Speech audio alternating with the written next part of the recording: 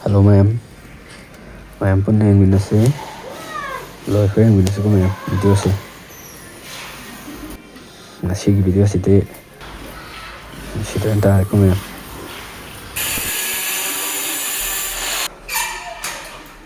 Pasti nake site yade ko se.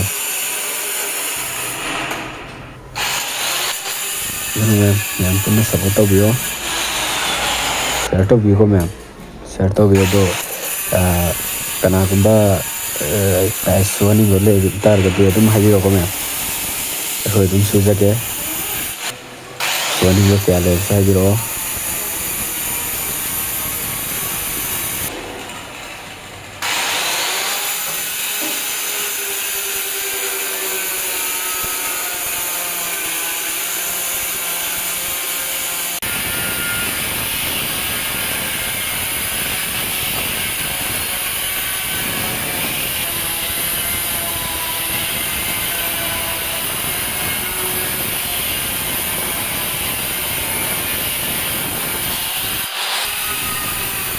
Suhlningba le Mayam adum hybirk.